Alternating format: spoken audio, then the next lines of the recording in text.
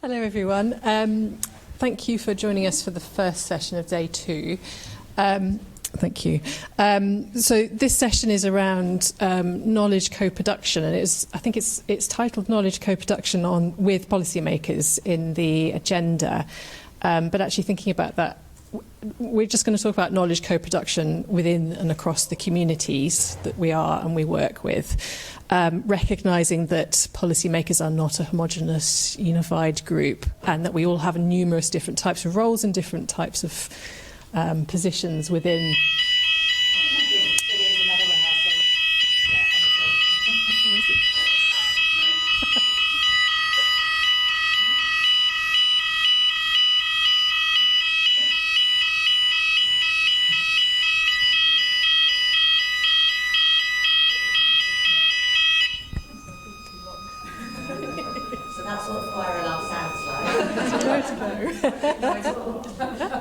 It is gone now. Right, back again. Run. Yeah. Yes. Stops us, doesn't it? What did I get to? Yes. So we are talking about knowledge co-production, and as Patrick was introducing yesterday, it's a major theme of access.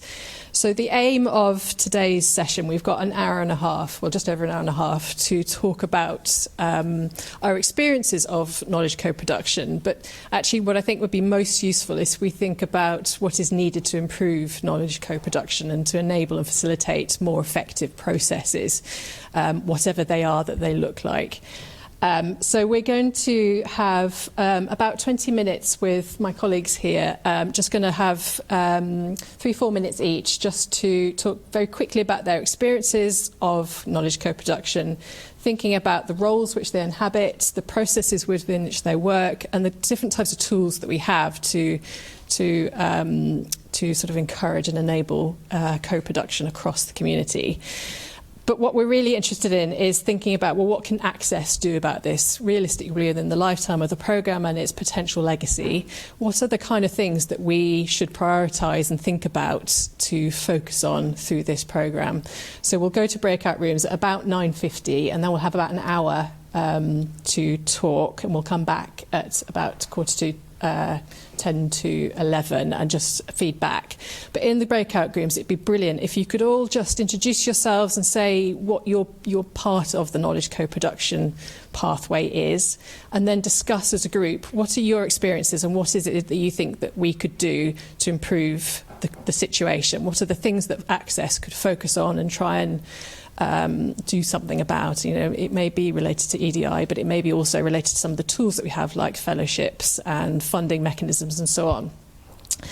And the aim of that is for us to take that forward and feed into what Access focuses on over the next 4 and a bit years. Right, so I have Beth Brockett from Natural England, Richard Cardwell from Natural Resources Wales, Clive from Nature Scott, and is this Matt? Hello, Matt. Matt from you can sit down for a few minutes and I'll call you.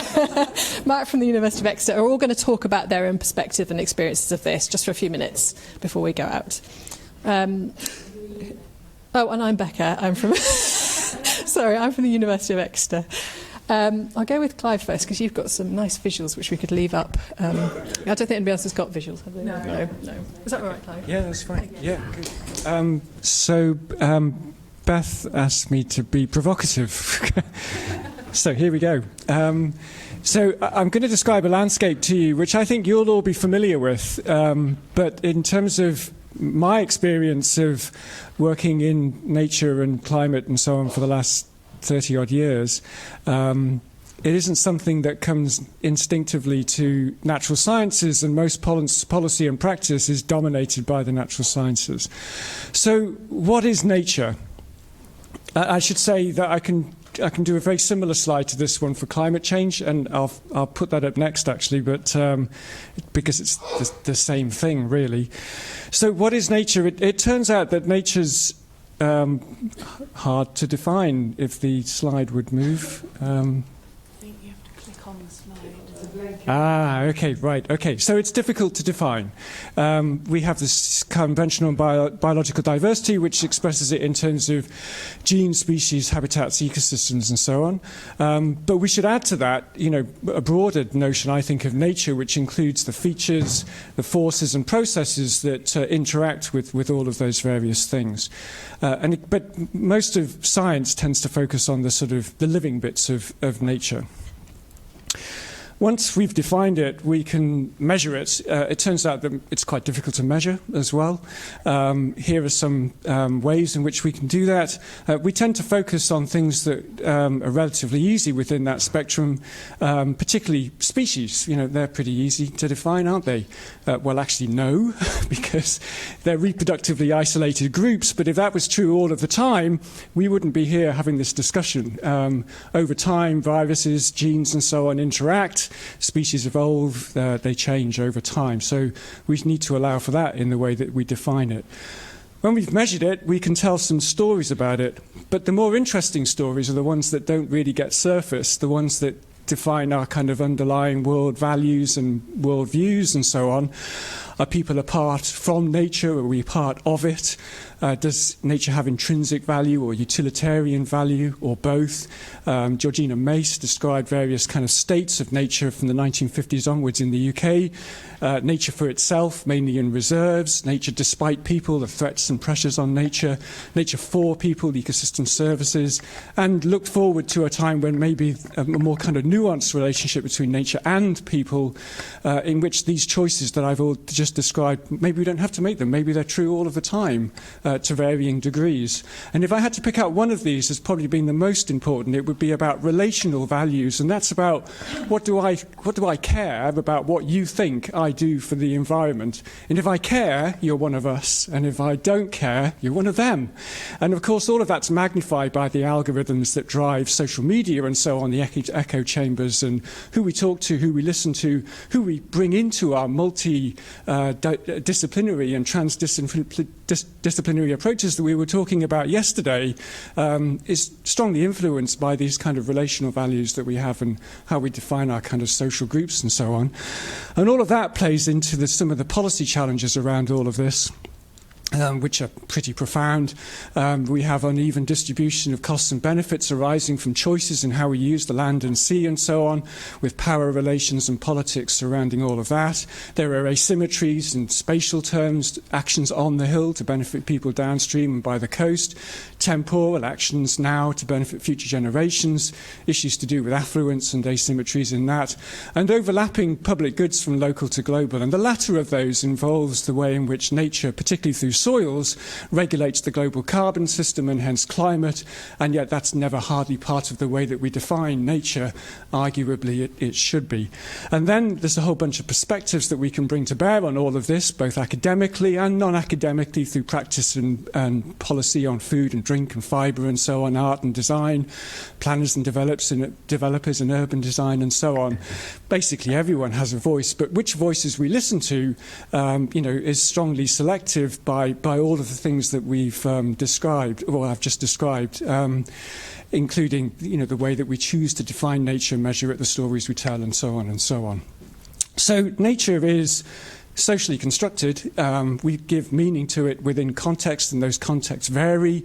It's deeply political, but science tends to run away from that and pretend that it can be objective and stand aside from the power relations and so on that define all sorts of social interactions.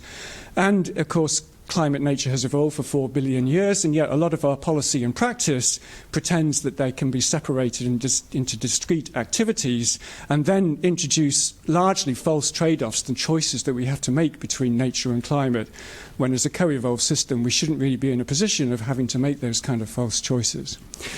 So just very briefly, actually, I might say that navigating this territory is tremendously difficult, but if we don't understand it, some of the things that we've found over the years, to give one example of deer management in Scotland, where there's a tendency to think that, what's fueling that is a lack of evidence, and if we just provide more evidence, then of course people will see that, we need to reduce deer numbers in some fairly significant ways, at least in certain places and so on. But actually it isn't evidence that's the issue at all, it's to do with identity and worldviews and values and so on. And if we fail to understand that, adding more evidence is just fanning the flames of a fire that keeps burning and so on. So we really need to understand these different kind of worldviews and narratives that surround the positions that people take on various issues. And I'm just this is the one for climate. I won't talk through it, but you can see that it's a very, very similar pattern and it's a whole bunch of similar issues. And actually, just to conclude then, one of the issues on metrics, conservation say, climate hasn't, they've sorted it. They've got 1.5 degrees, 2 degrees. It's so easy to communicate that. Why can't we have something similar for nature? But actually, if you look at GMST, global mean surface temperature, as a measure of climate change, it is massively determined by temperate latitude kind of values and so on. 1.5 degrees is hugely problematic for people living in low latitude countries and high latitude countries and so on. So choosing a single metric isn't without its problems. That's all I was going to say.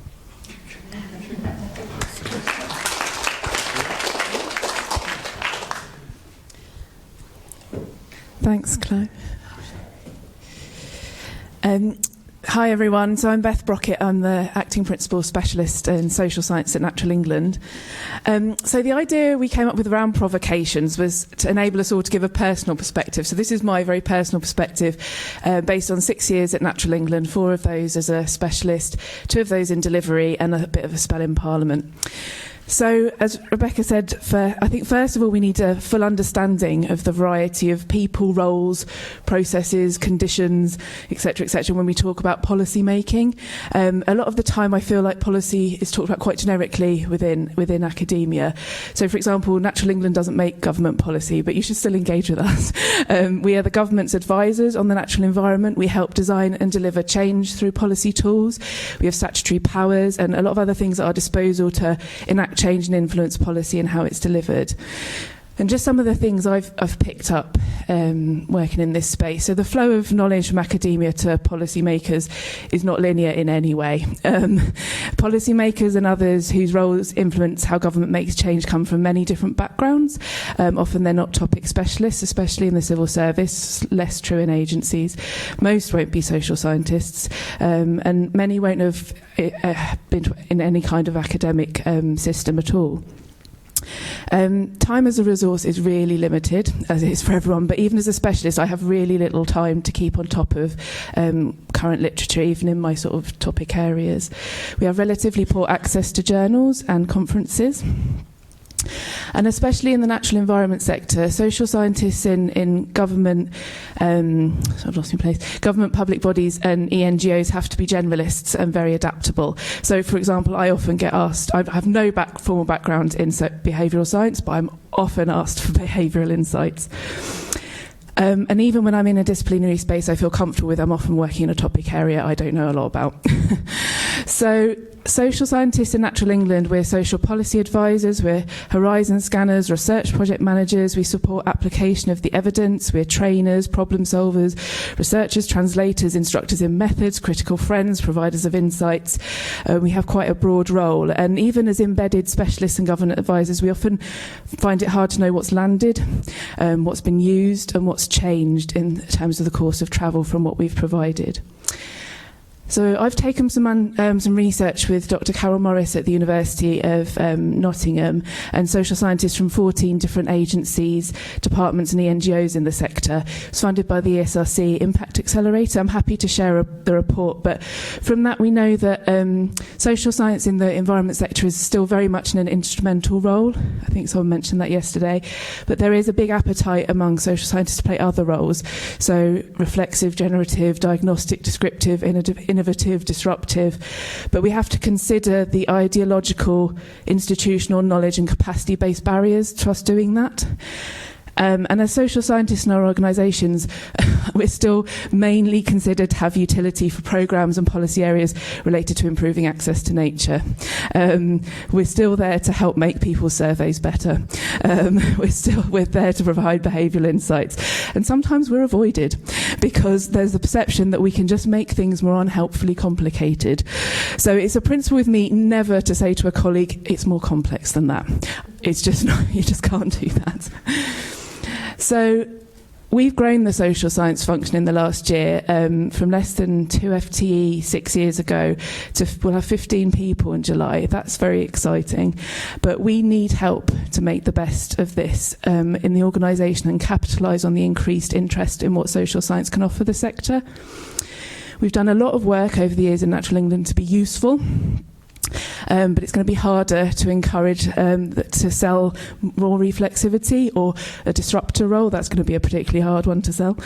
We're currently undertaking research and action within Natural England to understand how we move to become an evidence-led organisation in the broadest sense of the word. And I think there'll be some lessons for access maybe from our journey there, and we'd be happy to discuss them.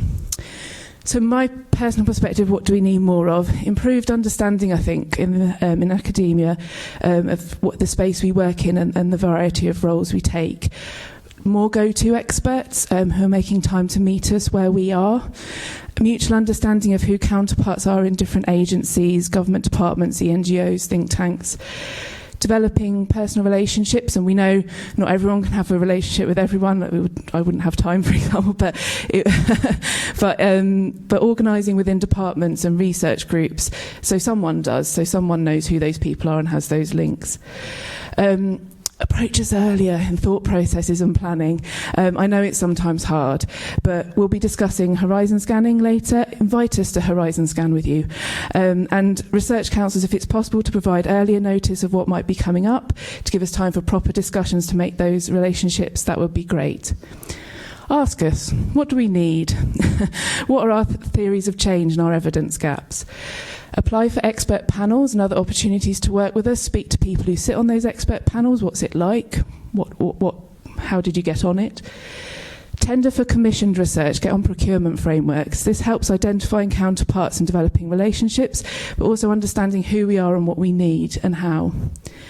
Undertake research that can be translated and applied with little adjustment, and that does often mean truly interdisciplinary research that asks questions informed by the context into which we'll be applying that research, and that applies to meta-analyses and literature reviews and everything as well. We would love our evidence gaps to be considered research-worthy. More actual co-designer projects and less misuse of the term, please. Research councils, please interrogate this when you're looking at applications. Impact in the ref sense, I won't go there very much, it doesn't work for me. Those academics that I work with are most useful to me, and my team are very rarely recognised for it via ref. Let's be more creative. I know it's not in your power necessarily, but it'd be lovely to be more creative and nuanced about this. More research with enough focus and resources for proper dissemination. One of the key things for embedding learning in the policy sector is the need for repeated translation of the findings for different audiences and in different circumstances over a period of time, often much longer than the project allows for. And availability when questions crop up years later, and availability when the policy space changes and we're like, actually we might have a chance for embedding that. Maybe can we work to tweak it a bit so we can suggest it again. And finally, please improve university websites. Design them thinking of me, who has a tight deadline in a new topic area, who's been asked to identify key researchers and groups, messages and outputs, and those willing and with experience of working with applied social scientists in the field. Thank you.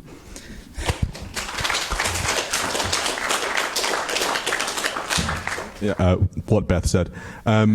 Yeah, I'm Richard Cardwell, Natural Resources Wales Integrated Evidence Manager. We have a relatively new group. We work in a very interdisciplinary way. We have our kind of core social science function alongside operational research, futures and innovation, horizon scanning. My colleague Holly will be presenting later on, and some other stuff as well. So we're trying to take on board the kind of interdisciplinarity and hopefully eventually transdisciplinarity that we're hearing about over the course of this event, which is great. I think... Yeah, I very much agree with almost everything Beth said there. No, actually everything that Beth said.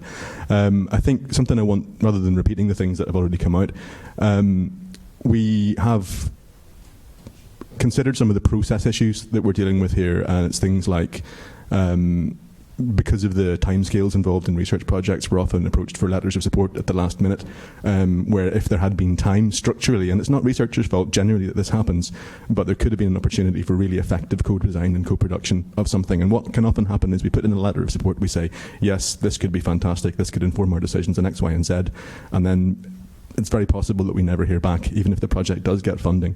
What we want to do is to try and embed our staff within these research projects as effectively as we can. We're thin on the ground, we have to prioritise, but we want to make sure that the learning that comes from these projects comes directly into operational impact and implementation. We're a delivery-focused body. For me, real-world impact is more important than ref impact, and obviously those are mismatched incentives in the academic community, and that's not right. And that's something that, as a government body, we need to be working with BEIS and working with Westminster to make that point. I think it's absolutely crucial that we do that.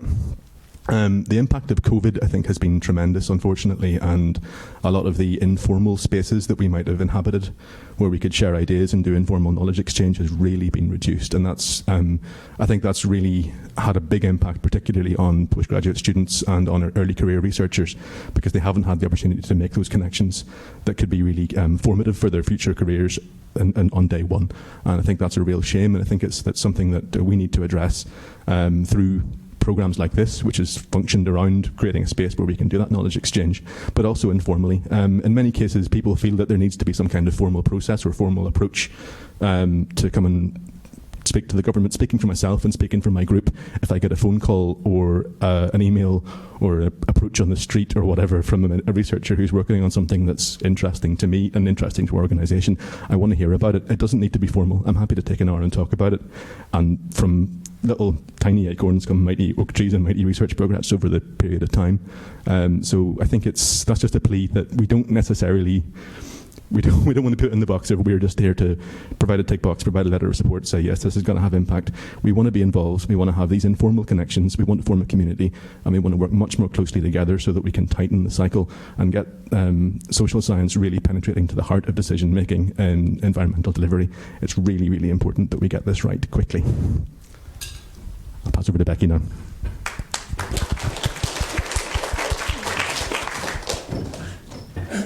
And now we have Matt for the academic perspective. Yeah. Thank you. Sort of academic, right.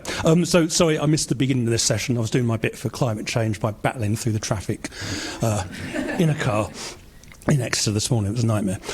So Beth asked me to speak for a few minutes because I've been involved, I guess, in the policy space broadly for 3 decades or so. And to be a bit kind of provocative. So I'm going to be a little bit provocative. I'm going to try not to name names, other than to say Beth's always a great person to work with, just to embarrass Beth. So I've been doing this for a long time. So I'm a rural social scientist, right? So that's just a made-up discipline. I'm a professor here at the university. I'm also co-director of the Centre for Rural Policy Research, okay? So the clue is in the title, policy. Not that we have rural policy in this country, but we don't have time to discuss that right now, maybe a bit later. So I've been engaging with people involved in designing policy, delivering policy for a long time, particularly around agriculture and the environment. Oh, my hay fever is just off the scale today. Working for and with colleagues in DEFRA, I think there may be a DEFRA colleague here, Natural England. Actually, before they were even called DEFRA and Natural England, when it was MAF, when it was English Nature, when it was Department of the Environment, Transport and Regions. I can't even remember it, so far back now. But also at more local levels, so local authorities, LEPs, NGOs, so the whole kind of policy community. And my very first experience was actually when I was doing my master's degree. We had these things called ESAs, environmentally sensitive areas, which were areas of the countryside. You draw lines on maps. Inside those areas, farmers could get paid to deliver environmental management. Right, and this was in the mid-late 1980s. This started, a really radical idea at the time, and so I was doing some research, and I spoke to some people who were involved in drawing up the boundaries of some ESAs, specifically in Norfolk and Brecklands. And I'd had all these naive ideas that they must have been all sorts of measurements and mapping and all sorts of really sophisticated stuff. And they said, well, we drove around and we kind of looked and said, well, that kind of field looks like that should be in. And there's a hard boundary here that's not going to move. There's a railway. So let's have the boundary there. And it was just really pragmatic. And I thought, oh, that's how policy's done. That's really interesting because it's not the way I thought. And that was my first kind of eye-opening moment. So anyway, so I'm going to talk about two things in terms of engaging with policy space. doing research funded by policy people, and also engaging through kind of expert panels. And I'm going to be slightly careful what I say, because DEFRA in particular has always been a really important source of income for me, and I don't want to lose that by saying something that's going to get back to them and not go down well. So doing contract research funded by government departments or arm's length agencies is a really good way of engaging with policy, because you get in there straight away. You might be evaluating a policy. So at the moment I'm involved in evaluating something called the Sustainable Farming Incentive Pilot, which is a big part of the new agricultural and environmental policy, and also something called the Farming Resilience Programme, which is another part of the new policy. So you get to evaluate, you get to comment, you get to critique on those policies and potentially have an impact on how they're developed over time. Thing is, oh, you're joking already. Thing is, DEFRA and other colleagues aren't always attuned to academic timetables. So you get calls for tender with really short deadlines. You get tenders that are, to be honest, quite confusing. You have to try and second guess what they really want. I would still bear the scars of the time we had to deliver a tender on Christmas Eve to DEFRA. And when I spoke to a DEFRA colleague, he said, I don't know why that is. Nobody's going to be in the building. No one's going to be here. And you know why it was? It was so when they came back the first day after Christmas, it was all there. They didn't give any thought to any of us. This place is not open on Christmas Eve. So there are issues around timing. There are issues around goalpost moving. The goalposts move very, very quickly, and you have to work quite hard to negotiate a little bit of movement, but not too much, so that you can still do what you're supposed to be doing and deliver stuff on time. I could say a lot more about DEFRA contract research and other government departments, but I'm not going to because I've already had a warning. So, expert panels. Excuse me. So I think I'm on two expert panels. So one, originally, it was very much a Natural England expert panel, and it seemed to be taken over by DEFRA. I don't know what happened about that, and, you know. Right, okay, they're still friends. This is an expert panel on social science expertise for environmental land management schemes. So getting a group of us who've been doing work on this, again, for decades, to try and help inform discussions within Natural England and DEFRA about the design of the new schemes. And we've had really interesting discussions on, for example, the role of advice. And should advice be free at the point of delivery for farmers, or should we charge for it? Should there be, all sorts of things like that? Should we give people contracts that gives them management prescriptions, or should we have payment by results? If you've got more wildflowers, you get more money. Really interesting stuff. That panel has been paused. We've been put on pause. I'm not entirely sure why. It could be that there's just a lot of policy stuff going on at the minute. We're told we've been really influential. I've got no real idea what that influence has been, because it's difficult to see because we don't get that kind of feedback. Then the other panel I'm on, and I did check yesterday, knowing I was doing this, to make sure I'm still on this panel. This is a DEFRA Rural Academic panel. And they define rural as you take all the agricultural stuff and environment stuff, and whatever's left is rural. So it's slightly odd. Group of academics, and we talk about things like shared prosperity funds. So this is the thing that's going to replace EU structural funds. And how might that be delivered, and what should the priorities be? And we've had lots of interesting discussions, and one of the things that emerged from that is there is no institutional memory in DEFRA anymore. So, like Natural England, the social science team has grown massively in recent years, but before that a lot of people had left. So a lot of people that know stuff that's gone on before aren't there. The institutional memory is out in the universities, actually, and in those researchers that's done lots of research for them. But I checked about this panel because I looked back through my emails and I thought, oh, you know what? We've not met for 2 years. I wonder if this panel still exists. And I'm still on it. So I emailed somebody in DEFRA yesterday and they responded saying, yeah, the panel still exists. We've all been a bit busy the last couple of years. Well, we have too. And we've decided we're going to do it differently, and we're going to pay some people to do it, and we're going to engage differently. And I thought, well, that sounds great, but it'd been really good to tell us. Because I had absolutely no idea. So there are issues about communications going both ways. There are issues about government bodies and agencies understanding academics and vice versa. There are issues about timings of things and whether it fits in with academia.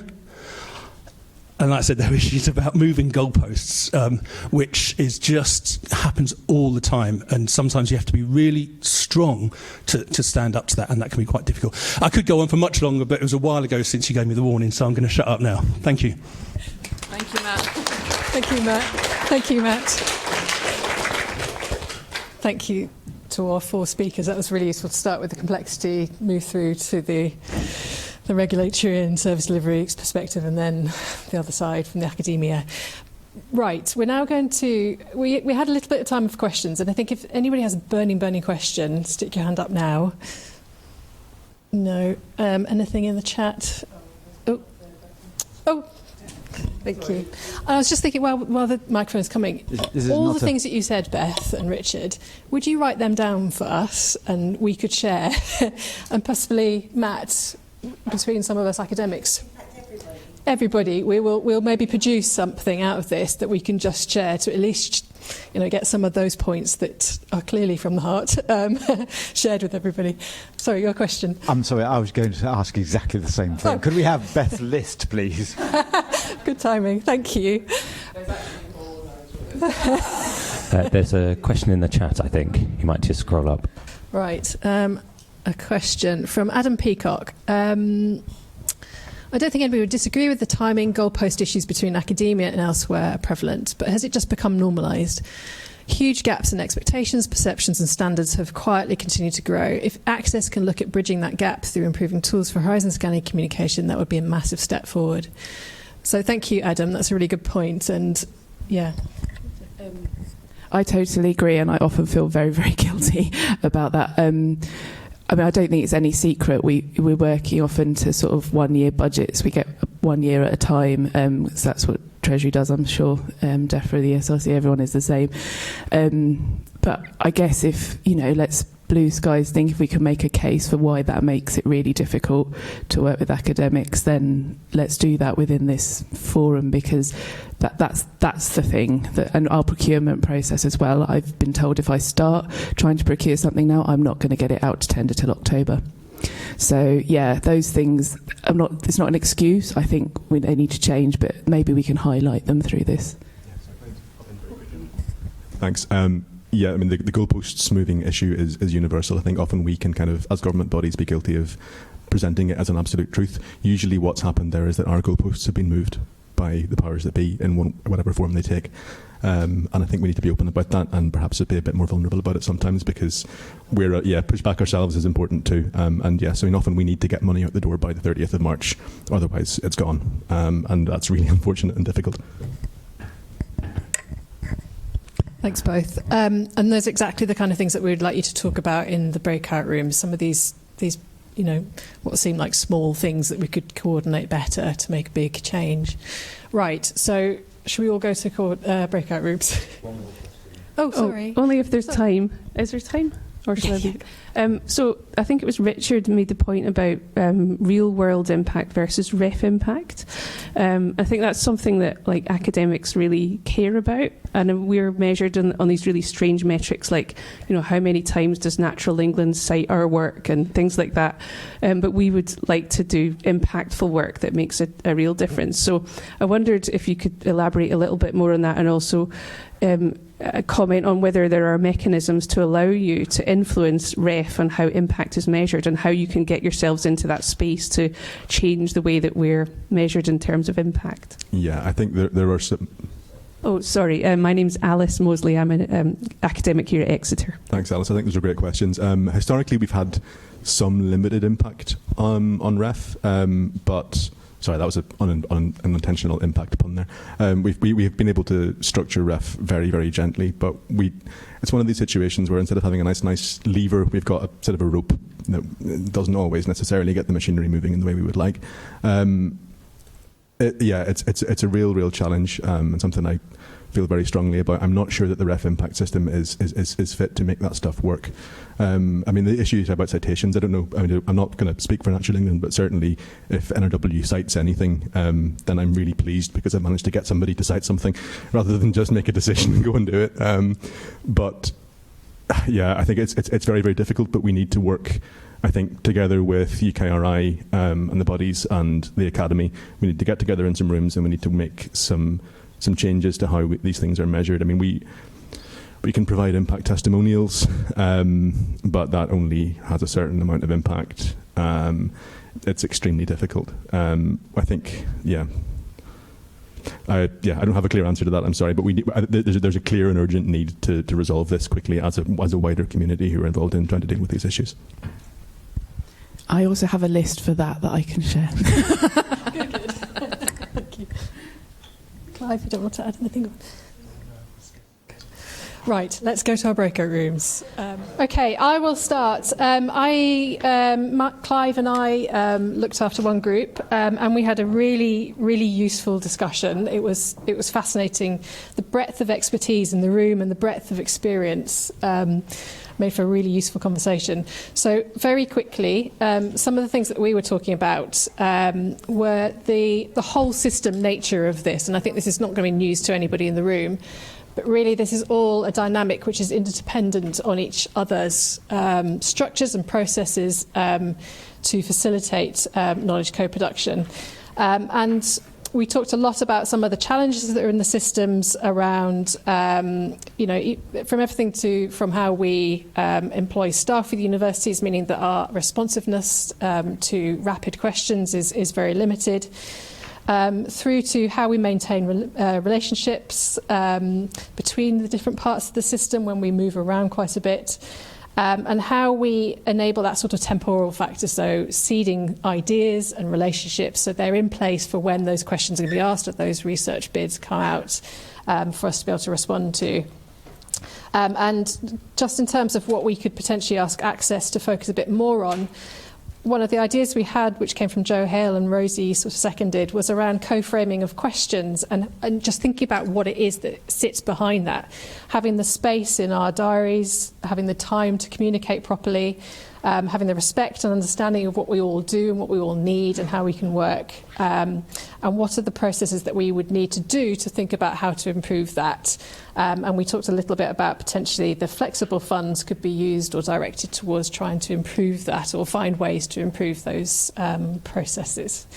I don't know if anybody else from my group wants to chip in with anything that I've missed. Brilliant, thank you. So I'm going to work very quickly through all the different groups. Valentine's group. Hi, I'm Valentine from University of Surrey. Some of the points of discussion was about having people in both camps, so they have all different perspectives, or different stakeholder perspectives, and also different complexities as well, and understand complexities of information. Again, similar to what you were saying about creating time and space for co-production, that being the focus. Involving ECRs a little bit more, so they have that time and they have that space and they have that expertise, maybe involving them in panels. Another key topic was about responsive panel researchers or having a rapid response group where people kind of allocate themselves into a group. So when a policymaker says, I want something X, Y, and Z, they'll be able to give a response within 5 days.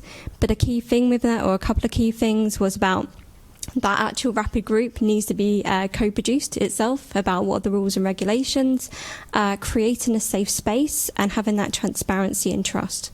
Yeah. Brilliant, thank you, Valentine. Sarah Golding. Thank you.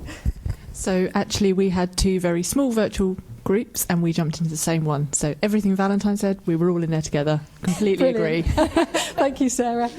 Michelle. Hi, so we had a lot of really good discussion about the fact that there's lots of evidence out there, environmental social science, but policymakers need help in how to use that, really. Things that are important are institutional memory, the fact that, you've got people in institutions who know the history of things, that there's help with methods, for example, difficult to reach people who are difficult to research, groups that are difficult to research. Often there isn't time to think about, the finer points. So, help with that. What else? One idea was about not waiting for an opportunity to do things, to kind of build up a bank of evidence so it's ready for when it's needed. And the importance of having the data hub, which we talked a bit about yesterday, and how important that's going to be for, a central point for where to access that evidence, that data, and to build reproducibility training into that. Another thing as well, which we touched on, was academics being aware of how their work is being used. So the kind of the so what element, so when things are published, when things are put out there, think about the different audiences of the research.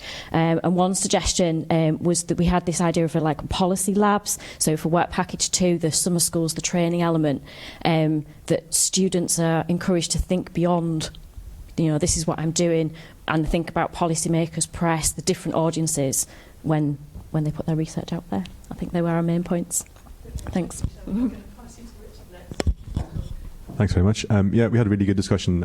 I think we probably talked about the elephant in the room is ref a bit more than some others, and talking about how the difficulty sometimes with ref impact, and some of the benefits of it. I mean, I think certainly there was a suggestion in the room that actually, although nobody likes it very much, it has focused minds, which is generally a good thing. We talk about the necessity for proper co-production and adaptiveness in terms of how projects are managed. I'm gonna forget things inevitably here. Sorry, folks. And we talked quite a bit about the necessity to influence operational and implementation work as well as policy. For me, I like to think about it as a bit of a triangle, and it's very easy to think you feed the policy, then that feeds to operation. We're in the dual existential crisis that faces humanity and nature in general at the minute. We can skip the policy stage in some places. In many cases, if we have a good implementation and we have a good practical effect, we can build the policy retrospectively once we know what works. And certainly in Natural Resources Wales, as an organisation, we can do that, and we would love to do that.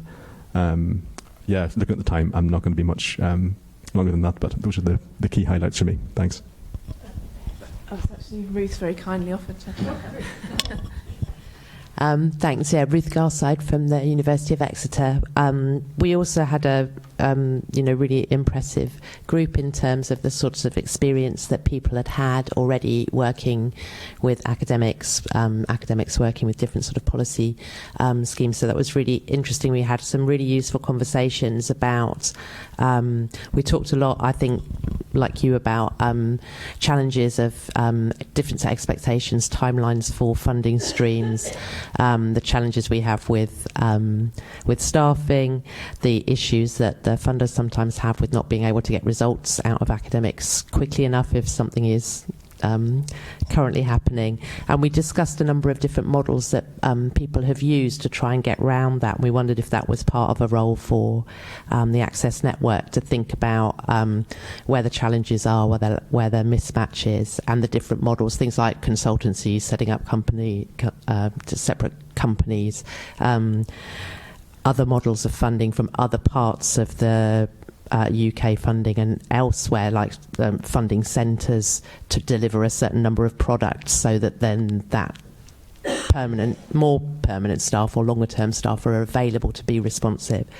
What else did we talk about?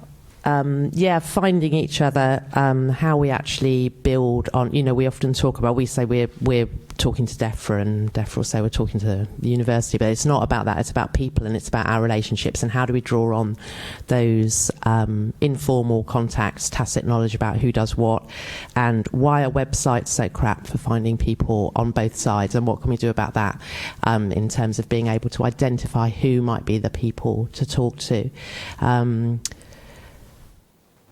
And what else? I think that's probably it. Is there anything else I missed out? We also maybe talked about Access' role in myth busting a bit, because quite a few sort of things that we talked about that I've been told or that they've been told that actually aren't true. So yeah. Thank you. And last was Benjamin, I think. No. It's been delegated to me. So. Oh, Karen. I don't think I do. I think American accents are always more attractive, aren't they? Okay, so I'm Karen Bickerstaff at Exeter. We talked about similar things. So being at the end of the line, we covered some similar ground, but we had a really wide-ranging, really interesting group of people.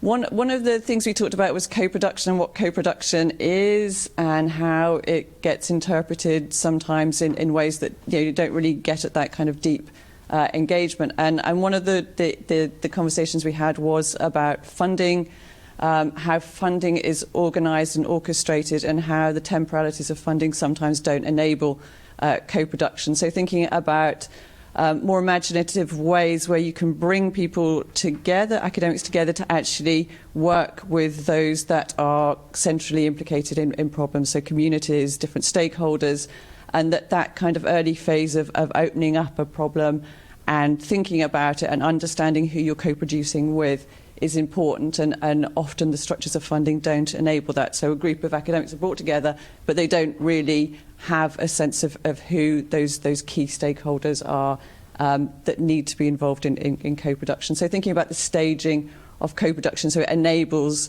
or the staging of funding, so it enables that co-production early on. So having phased research projects would be an example of that.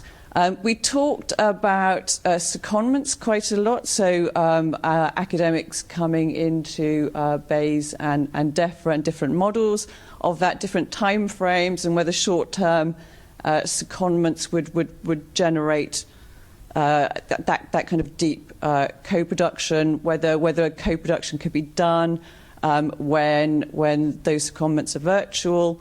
So thinking about different time frames, also EDI issues. So a lot of people are interested in secondments, but actually when you've got kids, it's pretty difficult to contemplate that. So we're thinking about how Access could think about different models of that kind of two-way exchange between social sciences and policy. The importance of it being two-way, so it's not just academics going into DEFRA or Bayes, but also how people from the policy world could come into academia and what would be useful for them to learn. We talked about things like, is there a kind of masters in co-production that we could envisage? Are there existing sort of professional practice degree programs or educational programs that we could work with that already exist? We talked about fact-finding, that sort of going back to the earlier point, fact-finding is a really creative way of starting to explore problems and develop partnerships and so on. That might be important. Really quickly, we talked a little bit about continuity, the importance of continuity in relations between academia and policy. The DEFRA social science expert panel was talked about as an example of a structure that's about longevity and continuity, and how that kind of structure is really important. And the very final thing, and this was talking to Howell and colleagues, and Beth's query about how you find out what people are doing, is whether there is a way to use information from the press office about what expertise there is in a university and use some kind of Apple platform that would help access, who is doing what in key fields, and attached to particular problems that policymakers are interested in. So I'll stop there. Thank you very much, Karen, and everybody else. That's it. Yes. Can everybody who's facilitated or made notes send them to us in whatever form? It can be a picture of your notes or typed up, whichever, typed up. Thank you hugely. I think that's been massively useful, and hopefully we've got some stuff that we can take forward into Access and inform what we do for the next few years. Tea and cake time. Thank you. Thanks, everyone.